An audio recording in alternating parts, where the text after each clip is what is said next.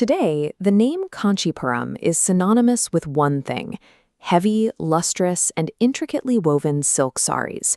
But the city's identity as a global hub actually started centuries before the first silk loom was ever built, under the reign of the Pallava dynasty.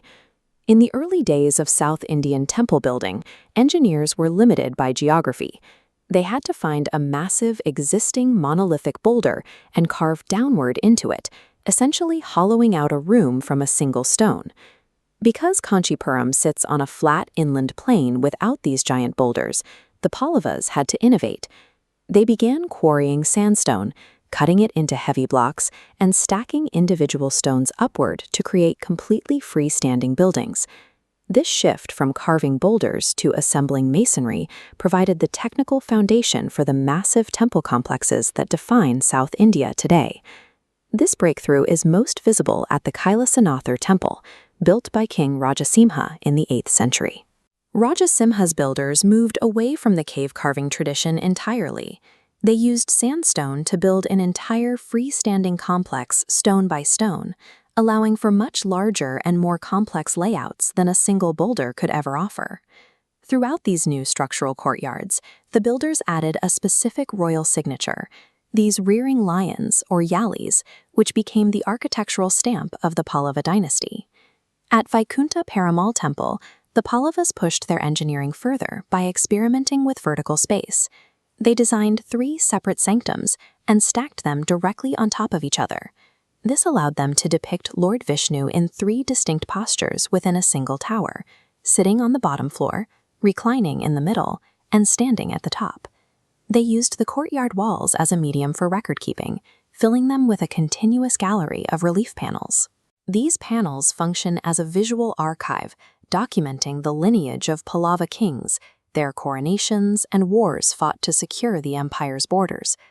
By combining this new structural masonry with narrative carving, the Pallavas ensured their history was literally built into the physical framework of the city.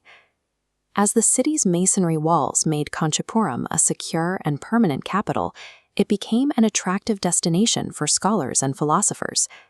This concentration of people led to the creation of the Ghatika, a university system that helped establish Kanchipuram as an academic center for all of Asia. The Chinese monk Huan Sang visited in the 7th century and wrote about a city filled with hundreds of monasteries where Hindu, Buddhist, and Jain scholars lived and studied together.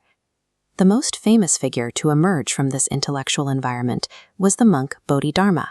While he is a legendary figure in China, many historians identify him as a Pallava prince who was born and educated right here in Kanchipuram.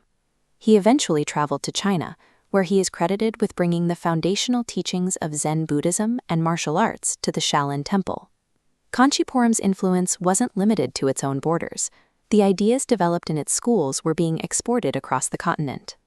The stacking methods perfected in these early Pallava temples became the standard template for South Indian temple architecture for centuries to come.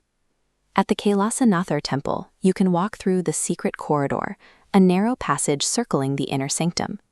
Crawling through its tight entrance and exiting on the other side represents the cycle of birth and salvation.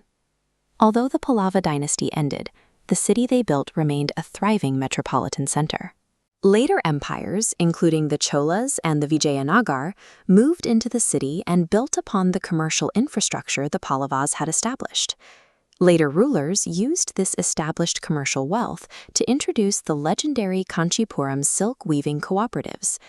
The silk looms of modern Kanchi thrive today because of a foundation laid by early architects, who built a lasting capital from the ground up.